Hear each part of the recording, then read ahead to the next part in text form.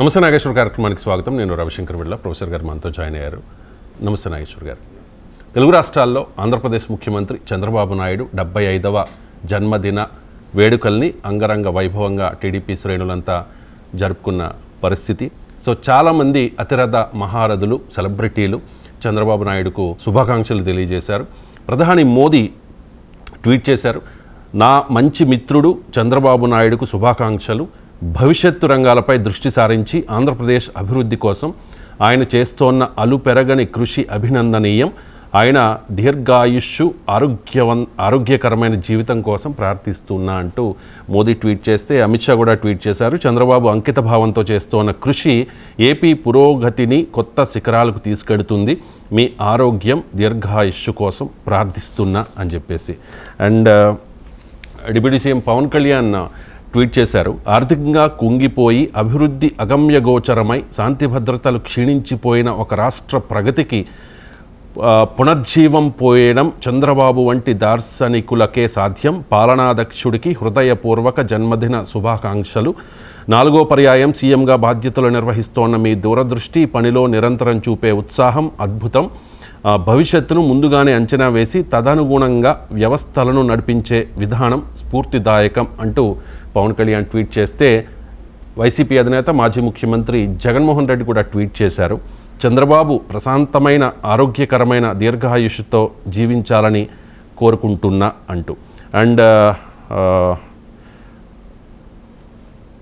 Revanth Reddy tweet చేశారు, Chandrababu Naidu AP రాష్ట్ర అభివృద్ధికి పాటుపడుతూ నిత్యం ప్రజాసేవలో నిమగ్నం అవ్వాలని, అందుకు భగవంతుడు ఆయనకు సంపూర్ణ ఆయురారోగ్యాలు ప్రసాదించాలంటూ జపాన్ పర్యటనలో ఉన్న రేవంత్ రెడ్డి కూడా ట్వీట్ చేశారు. అలాగే కేసీఆర్ కూడా నిరంతరం ప్రజాసేవకు అంకితమైన చంద్రబాబు నిండు నూరేళ్లు సుఖశాంతులతో వర్ధిల్లాలి అంటూ కేసీఆర్ ఒక ప్రకటనలో తెలియజేసిన పరిస్థితి. సో ప్రొఫెసర్ గారు, చంద్రబాబు నాయుడు జన్మదినం చాలా అంగరంగ వైభవంగా జరిగింది. గతంలో మీరు రేవంత్ రెడ్డి, తెలంగాణ ముఖ్యమంత్రి రేవంత్ రెడ్డి జన్మదినం సందర్భంగా ఆయన పొలిటికల్ సైకాలజీ మీద మాట్లాడారు. So Chandrababu Naidu political psychology ఏంటి సార్? చంద్రబాబు నాయుడు జన్మదినం సందర్భంగా రాజకీయాలకు అతీతంగా శుభాకాంక్షలు తెలపడం ఒక మంచి పరిణామం.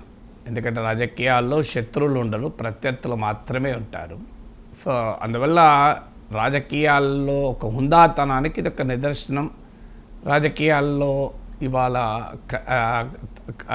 ఎండేంజర్డ్ స్పీసీస్ అంటే రోజు రోజుకు అంతరించిపోతున్న స్వభావము ఈ హుందాతనం. అందువల్ల ముందుగా దీని పట్ల మనం ఆనందాన్ని వ్యక్తం చేయాలి. సో మీరు అన్నట్లు పొలిటికల్ సైకాలజీ ఆఫ్ చంద్రబాబు అన్నప్పుడు మొదలు పొలిటికల్ సైకాలజీ ఏంటో కూడా చెప్పాలి. పొలిటికల్ సోషల్ సైకాలజీ విన్నాం, మార్కెటింగ్ సైకాలజీ, కన్జ్యూమర్ సైకాలజీ విన్నాం. కానీ ఈ పొలిటికల్ సైకాలజీ ఏంటి అంటే సైకలాజికల్ ఫ్యాక్టర్స్, పొలిటికల్ ప్రాసెసెస్, ఈ రెండింటి మధ్య జరిగే ఇంటర్ప్లే ఏ రకంగా ఒక వ్యక్తి ఆలోచన విధానాన్ని, ప్రవర్తనను, స్వభావాన్ని ప్రభావితం చేస్తూ ఉంటాయి. అంటే ఒక వ్యక్తికి ఉండే సైకలాజికల్ ఫ్యాక్టర్స్, పొలిటికల్ ప్రాసెసెస్ ఎలా ఇంటర్ప్లే అవుతాయన్న దాన్ని పొలిటికల్ సైకాలజీ అంటారు. It's an interdisciplinary subject. అందువల్ల it's more about politics and also about psychology.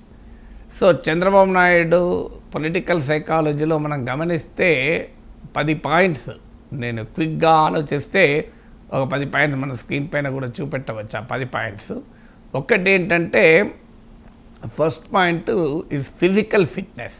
అది నిజంగా అప్రిషియేట్ చేయాలి. చంద్రబాబు నాయుడు పర్యటన తీరు చూసినా, సుదీర్ఘ ఉపన్యాసాల వ్యవహారం చూసినా, సుదీర్ఘ సమీక్షల స్వభావం చూసినా ఆశ్చర్యం వేస్తుంది మనకు. అంత ఫిజికల్ ఫిట్నెస్ ఉండడం మామూలు విషయం కాదు. అది కూడా 75వ ఏట. సో అందులో ఆయన దానికి కారణం ఏదేదో ఆయన సాధనతో వచ్చినటువంటి అంశం. ఎందుకంటే చాలా క్రమశిక్షణ, ఆహారంలో క్రమశిక్షణ.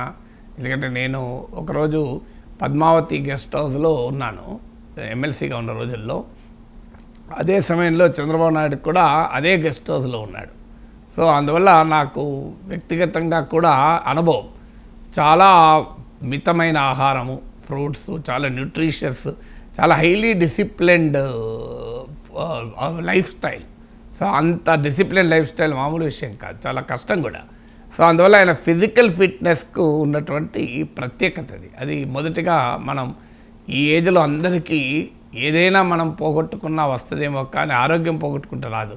పదవులు పోగొట్టుకున్నా 10 ఏళ్ళకైనా వస్తుందేమో, ఆరోగ్యం సంపద పోగొట్టుకున్నా మళ్ళీ సంపాదించుకోవచ్చేమో, ఒక క్యారెక్టర్ పోగొట్టుకుంటే మళ్ళీ రాదనుకోండి, అది వేరే విషయం. కానీ క్యారెక్టర్ మినహాయిస్తే మరీ ముఖ్యమైనది మనకు హెల్త్. నువ్వు ఏది పోగొట్టుకున్నా మళ్ళీ సంపాదించుకోవచ్చు, అవకాశాలు పోగొట్టుకున్నా మళ్ళీ వస్తాయి, మిత్రుల్ని పోగొట్టుకున్నా మళ్ళీ తెచ్చుకోవచ్చు. కానీ లైఫ్లో ఆరోగ్యం పోగొట్టుకుంటే అంత సులభం కాదు మళ్ళీ తెచ్చుకోవడం. అందువల్ల చంద్రబాబు నాయుడు నుంచి ప్రజలు నేర్చుకోవాల్సింది, మనం అందరము నేర్చుకోవాల్సింది ఇది ఫిజికల్ ఫిట్నెస్. అల్టిమేట్గా మన ఆరోగ్యంగా ఉంటేనే ఏదైనా పని చేయగలం కదా. సో అందువల్ల చంద్రబాబు నాయుడు ముసలివాడు అంటూ ప్రత్యర్థులు మాట్లాడినప్పుడు కూడా నేను చాలా తీవ్రంగా స్పందించాను. ముసలితనం వయసుతో మాత్రమే రాదు, నీ మానసిక స్థితి నుంచి వస్తుంది, ఆరోగ్య స్థితి నుంచి వస్తుంది అని. అందువల్ల ఇవాళ కొత్త ట్రెండ్ ఏంటంటే యంగ్ ఓల్డ్ అంటున్నారు.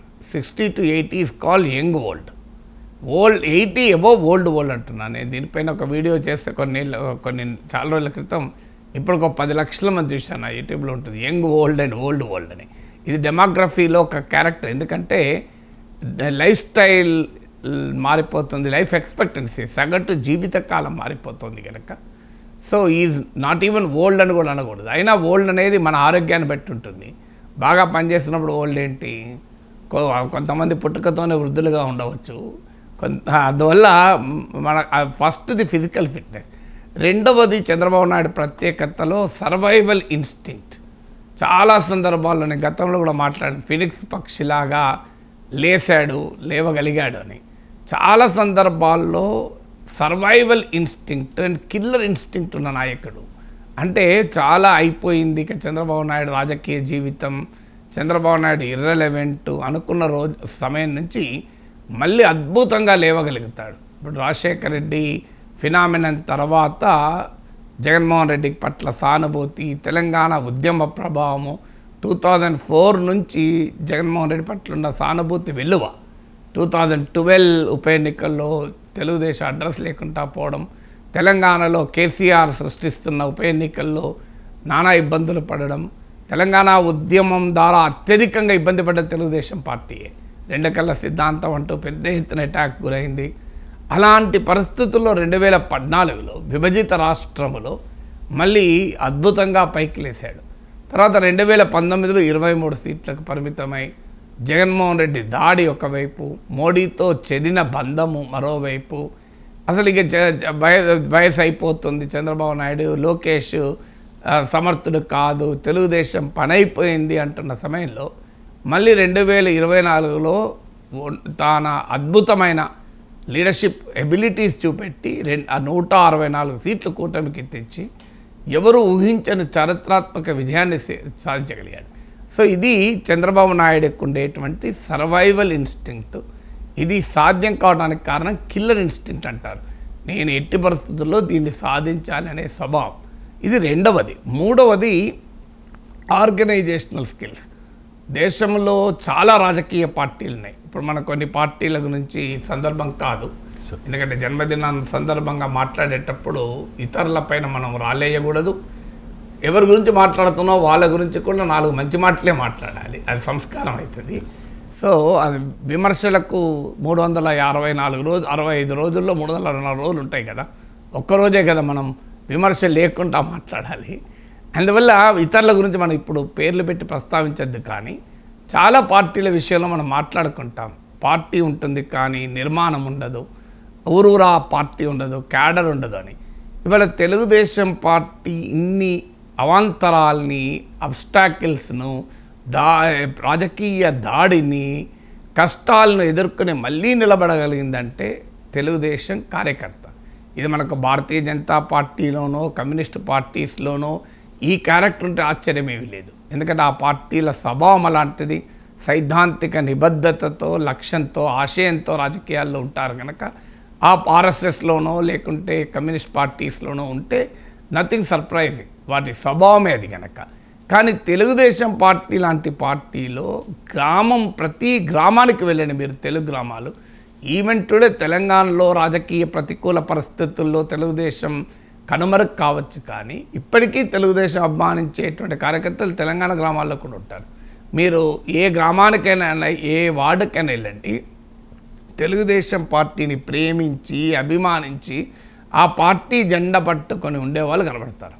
ఇది మామూలుగా సాధ్యం కాదు. ఎన్టీ రామారావు జనాకర్షణ శక్తి దీనికి ప్రాణం పోస్తే, ఊపిరి ఊదితే, చంద్రబాబు నాయుడు రాజకీయ నిర్మాణ దక్షత ఈ స్థాయికి తీసుకొచ్చింది. ఈవెన్ ఎన్టీ రామారావు ఉన్నప్పుడు కూడా వాస్తవంగా ఎన్టీ రామారావు ఆ లక్ష్మీ పార్వతి ఎపిసోడ్లో చంద్రబాబు నాయుడు నాయకత్వంలో పార్టీ ఒక రకమైన తిరుగుబాటుతో చంద్రబాబు నాయుడు ఎన్టీ రామారావు బతికుండగానే పార్టీని తన వైపు నిలబెట్టుకోగలిగాడంటే కారణం కూడా ఏంటంటే పార్టీ ఆర్గనైజేషన్కు చంద్రబాబు నాయుడుకు ఉన్నటువంటి ఆ ఆర్గానిక్ లింక్ ఎన్టీ రామారావు ఉన్న సమయంలో కూడా. ఇక తర్వాత క్రమంలో మనం ప్రత్యేకంగా చెప్పాల్సిన అవసరం లేదు. ఎంత ప్రత్యర్థుల భయంకర దాడుల్ని కూడా నిర్బంధానికి నిలబడి ఆ పార్టీ నిలబడింది, మళ్ళీ అధికారంలోకి రాగలిగింది అంటే ఆ కార్యకర్తల గొప్పతనం. దానికి చంద్రబాబు నాయుడు నాయకత్వం దోహదం చేసింది. మూడవది. నాలుగవది విజన్. ఇప్పుడు చాలామంది నాయకులు కూడా వ్యక్తం చేశారు. ఈ విజన్ పైన విమర్శలు ఉండొచ్చు, ఈ విజన్ సాధ్యమైందా అనేటువంటి ప్రశ్నలు ఉండవచ్చు. ప్రతి రాజకీయ నాయకుని పైన విమర్శలు ఉంటాయి, ప్రతి రాజకీయ నాయకుని పైన ప్రశ్నలు ఉంటాయి. కానీ విజన్ అంటూ లేదని మాత్రం ఎవరు అనలేరు కదా. ఆనాడు విజన్ 2020 అన్నా, ఈనాడు వికసిత ఆంధ్రప్రదేశ్ అన్నా. సో ఒక ముందు చూపు విజన్, ఆ విజన్ పెట్టుకొని పనిచేయడం అనేది చంద్రబాబు నాయుడుకు ఉండే స్వభావం. మీకు దానికి క్లాసిక్ ఎగ్జాంపులే ఐటీ రంగం. ఇప్పటికీ కూడా చంద్రబాబు నాయుడు ప్రత్యర్థులు కూడా అంగీకరించగలిగే ఏకైక అంశం ఏదైనా ఉందంటే ఇన్ఫర్మేషన్ టెక్నాలజీ. ఇన్ఫర్మేషన్ టెక్నాలజీ గురించి ఏమో తెలియని రోజుల్లో కూడా సో గుజరాత్ లాంటి ఒక బిజినెస్ ఎంటర్ప్రైజ్ స్టేట్ కావచ్చు, కలకత్తా లాంటి రాజకీయ చైతన్యం ఉన్న నగరం కావచ్చు, అహ్మదాబాద్ కానీ, కలకత్తా కానీ, గుజరాత్ కానీ, బెంగాల్ కానీ రాష్ట్రాలు చేయలేని పని హైదరాబాద్ ఎందుకు చేయగలిగింది, ఉమ్మడి ఆంధ్రప్రదేశ్ ఎందుకు చేయగలిగింది?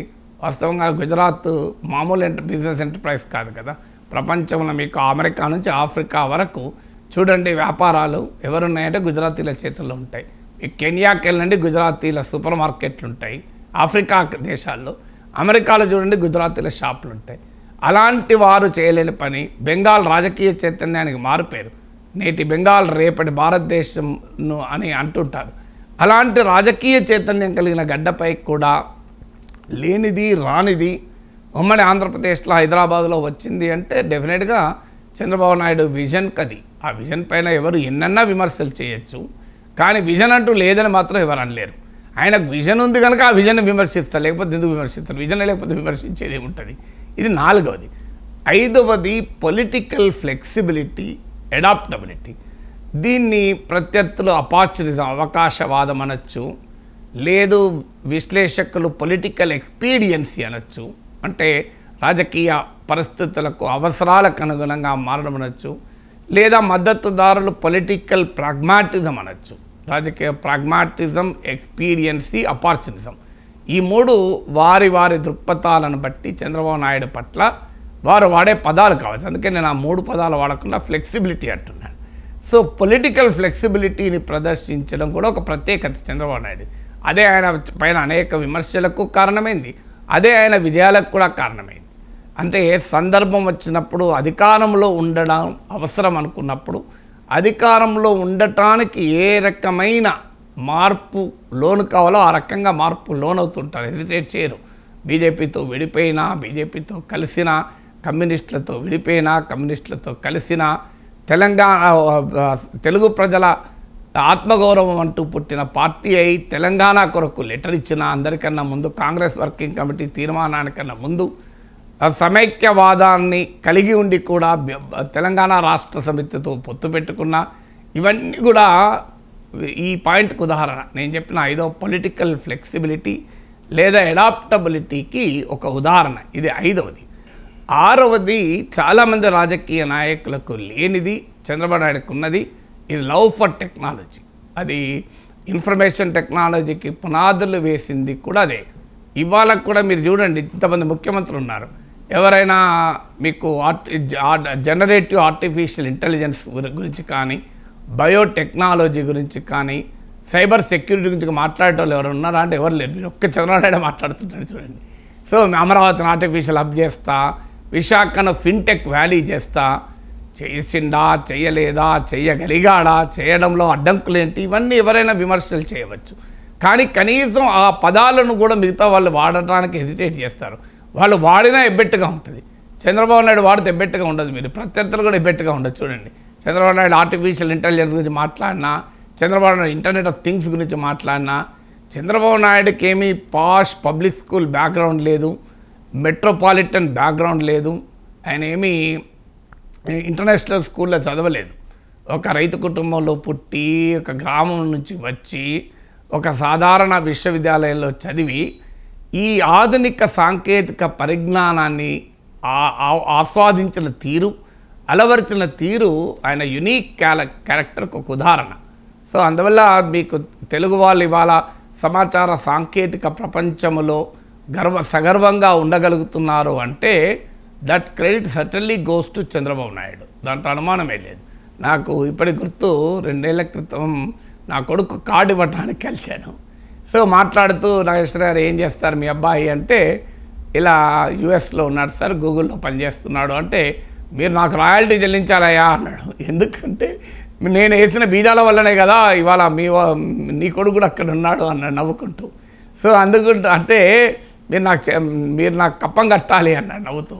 సో అంటే అది వాస్తవమే. డెఫినెట్గా టెక్నాలజీతో చంద్రబాబు నాయుడుకున్న అనుబంధం అనేది ఒక కీలకమైన అంశం కదా. మనం ఇక 7వది ఏంటి అంటే లెర్నింగ్ ఎజిలిటీ. అంటే ఒక విషయాన్ని నేర్చుకోవడంలో చంద్రబాబు నాయుడు చూపగలిగే ఉత్సాహము, ఉత్సుకత చాలా ప్రత్యేకమైంది. చాలామందికి తెలియదు. ఎందుకంటే ఇప్పుడు మీకు గమనించండి, 91లో భారతదేశంలో మన్మోహన్ సింగ్ ఆర్థిక మంత్రి అయ్యాక పివి నరసింహరావు ప్రధానమంత్రిగా ఉన్న సమయంలో దేశంలో ఆర్థిక సంస్కరణలు మొదలయ్యాయి. ఈ ఆర్థిక సంస్కరణ అప్పటికి ఇంకా రాష్ట్రాల ముఖ్యమంత్రులు ఈ పదాలు వాడలే. ఈ ఎకనామిక్ రిఫార్మ్స్, స్ట్రక్చరల్ అడ్జస్ట్మెంట్లు, ఫ్రీ మార్కెట్ రిఫార్మ్స్, ఈ పదాలు తెలియదు. సో ఆ సమయంలో వాస్తవంగా భారతదేశంలో ఆర్థిక సంస్కరణలు రాజీవ్ గాంధీ హయాంలో మొదలయ్యాయి.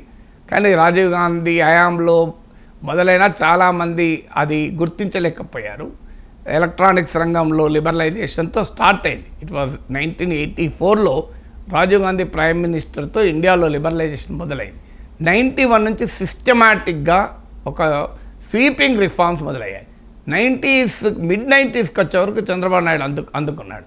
దాని పొలిటికల్ కాస్ట్ కూడా అనుభవించాడు. వరల్డ్ బ్యాంక్ ఒక డాక్యుమెంట్లో చెప్తుంది, రాజకీయపరమైన నష్టాలు ఉన్నా కూడా ఆర్థిక సంస్కరణలకు కట్టుబడి ఉన్న నాయకుడు చంద్రబాబు నాయుడు అని. సో వాస్తవంగా 2004లో ఆయన ఓడిపోవడానికి కారణం అది. అందుకని ఇంతకుముందు చెప్పాను పొలిటికల్ ఫ్లెక్సిబిలిటీ అని. మళ్ళీ వెంటనే ఆయన అసలు సంక్షేమ పథకాలకు వ్యతిరేకము, ఆ సంపద సృష్టి మాత్రమే జరగాలి, పర్కలేట్ అవుతుంది అదే ఆర్థిక సంస్కరణ అనే వ్యక్తి కాస్త 2004లో ఉచిత విద్యుత్తును వ్యతిరేకించిన వ్యక్తి కాస్త 2009కి వచ్చే వరకే ప్రతి ఒక్కరి అకౌంట్లో 2000 వేస్తానన్నాడు. కానీ అది నమ్మలే జనం. 2024 వరకు చంద్రబాబు నాయుడును సంక్షేమ పథకాలను నమ్మలే. కానీ ఈ కన్సిస్టెంట్గా 2009 ఎన్నికల్లో, 14 ఎన్నికల్లో, ఇలా ప్రతి ఎన్నికలో కూడా తన ఆర్థిక సంస్కరణవాదానికి భిన్నంగా సంక్షేమవాదాన్ని ఎప్పుడైతే వినిపించడం మొదలుపెట్టాడో ఒక పీరియడ్ ఆఫ్ టైం 2024కి వచ్చే వరకు జగన్మోహన్ రెడ్డి కన్నా ఎక్కువ సంక్షేమం ఇస్తాను సూపర్ 6 రూపంలో అంటే నమ్మారు ప్రజలు. అంటే కన్సిస్టెంట్గా ఒక పని చేస్తే ఈ can change his brand. And brand development, governance, reforms అన్న బ్రాండ్ నుంచి యాంటీ వెల్ఫేర్ స్కీమ్ అనే బ్రాండ్ నుంచి కూడా ఆయన బయటపడగలిగాడు 2024 ఎలక్షన్స్కు.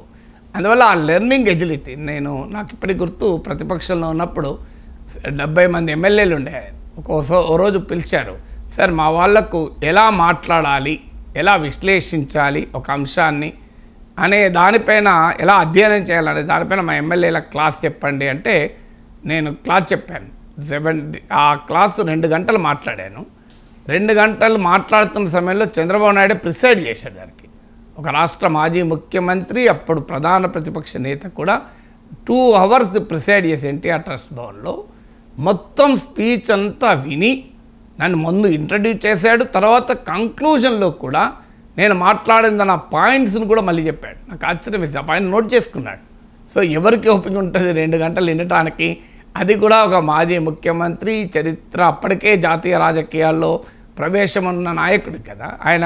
నాలాంటి వాడి స్పీచ్ వినాల్సిన అవసరము, ఆవశ్యకత, ఆసక్తి అంత ఈజీ కాదు. ఆయన హలో అని చెప్పేసి ఎవరికొవరికి అప్పచెప్పి వెళ్ళిపోవచ్చు.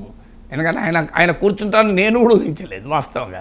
పిలిచినప్పుడు చంద్రబాబు నాయుడు గారు పిలిచారు కానీ నేను కూడా ఊహించాలి ఆయన ఉంటాడు అని.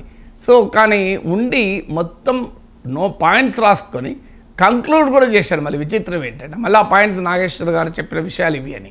సో అప్పుడు నాకు అర్థమైంది నేర్చుకోవడంలో కూడా ఆ లెర్నింగ్ ఎజిలిటీ అనేది చాలా కీలకమైన అంశం. 8వది సింగిల్ మైండెడ్ ఫోకస్. రాజకీయాల్లో మీరు ఎవరైనా గమనించండి, చంద్రబాబు నాయుడుకి ఈ క్యారెక్టర్ కాదు, చాలామంది రాజకీయాల్లో సక్సెస్ఫుల్ లీడర్స్ అందరికీ క్యారెక్టర్ ఉంటుంది. Single minded focus. తాను పాలిటిక్స్లో నిరంతర యాక్టివిటీతో పాటు అధికారం అనే యొక్క ఫోకస్, అధికారం కొరకు ఫోకస్ ఉన్న నేరమేం కాదు. రాజకీయాల్లో ఉండేవారు అధికారం కొరకే ఫోకస్ ఉండాలి. క్రికెట్ ఆడేవాడికి గెలవాలనే ఫోకస్ ఉండాలి. వేరే సన్యాసం గురించి ఫోకస్ ఉంటే ఏమిటి, గెలిస్తే ఏంటి, గెలవకపోవడం ఏంటి, గెలుపు మిథ్య, ఓటమి మిథ్య అని అద్వైతం ఉంటే క్రికెట్ ఆడతాడు ఎవడన్నా. సో అందువల్ల బిజినెస్ చేసేవాడికి సంపాదించాలనే ఫోకస్ ఉండాలి. తప్పేం కాదు, ఇది నెగిటివ్గా చెప్పడం లేదండి. చంద్రబాబు నాయుడుకి ఏంటంటే అధికారం అనే ఫోకస్, సింగిల్ మైండెడ్ ఫోకస్. ఓడిపోయినా కూడా మళ్ళీ అధికారంలోకి రావడానికి అది కారణం. అది ఏమీ నెగిటివ్ కాదు, పాజిటివ్గానే పాయింట్ కూడా ఫోకస్. అందుకే నేను చెప్పింది వ్యాపారం ఆడేవారికి లాభాలు సంపాదించే ఫోకస్ ఉన్న నేరం కాదు, క్రికెట్ ఆడేవాడికి గెలవాలన్న ఫోకస్ ఉన్నవారు. భౌతికత చదివిపోయి క్రికెట్ ఆడితే ఏముంది, ఆడేవాడిని నేను కాదు, బౌలింగ్ నేను కాదు, బ్యాటింగ్ నేను కాదు, ఫీల్డింగ్ నేను కాదు, ఇదంతా అనే అద్వైతం తత్విక చింతన శంకరాచార్యుని అద్వైతం చదివిపోతే వస్తుందా? అందువల్ల తప్పేమీ లేదు. కానీ ఆ అధికారం కొరకు ఉండే సింగిల్ మైండెడ్ ఫోకస్ అనేది 8th ఫ్యాక్టర్.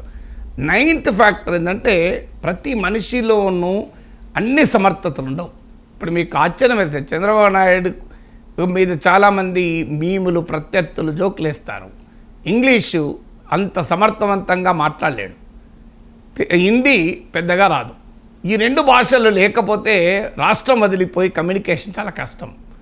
ఎందుకంటే ఎవరికైనా మనం హిందీ, ఇప్పుడు ఆంధ్ర రాజకీయ నాయకులకు అన్ని పార్టీల్లోనూ ఉన్న సమస్య, కాంగ్రెస్లోనైనా బీజేపీలోనైనా ఇదే, జాతీయ పార్టీలో వాళ్ళు తెలంగాణ నాయకులకు ఉన్నంత ఇంటిమసీ కూడా ఆంధ్ర నాయకులకు నేషనల్ లీడర్షిప్తో ఉండడం ఛాలెంజ్ అవుతుంది. కారణం ఏంటంటే వాళ్ళకి ఇంగ్లీష్ రావాలి, హిందీ రావాలి, ఏదో ఒకటి రాకపోతే జాతీయ నాయకులతో ఉండదు. చంద్రబాబు నాయుడుకు ఇంగ్లీషు, హిందీలో ఫ్లూయెన్సీ లేకపోయినా ఆయన జాతీయ అంతర్జాతీయ గుర్తింపు తెచ్చుకోగలిగాడు, అది మామూలు విషయం కాదు. అలాగే పెద్ద గొప్ప స్పీకర్ కాదు. మీరు రాజశేఖర్ రెడ్డి చూడండి, కంపేర్ చేస్తే Rajasekhar Reddy is a public స్పీకర్గా చాలా ప్రత్యేకత కలిగిన ఉపన్యాసకుడు. మీకు నరేంద్ర మోడీ ఎంత అద్భుతమైన ఉపన్యాసకుడు చూడండి.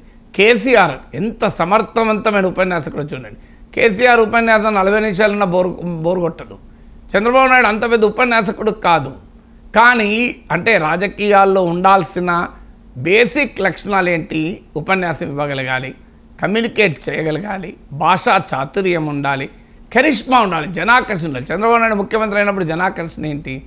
సో తర్వాత అక్వైర్డ్ కరిష్మా అనేది తప్ప ఇప్పుడు మీకు ఎన్టీ రామారావు లాగానో, పవన్ కళ్యాణ్ లాగానో, మరో నాయకులానో జనాకర్షణతో మొదలైన రాజకీయ జీవితం కాదు. కానీ ఓవర్ ఎ లాంగర్ పీరియడ్ తనకంటూ ఒక జనాకర్షణ అక్వైర్ చేసుకోగలిగాడు. అంటే తనకు సామర్థ్యము అంతగా ప్రవేశం లేనివి కూడా తన రాజకీయ గ్రోత్లో అడ్డంకి కాకుండా సమర్థవంతంగా వాటిని అధిగమించగలిగాడు. 10వది మేనేజీరియల్ స్కిల్స్.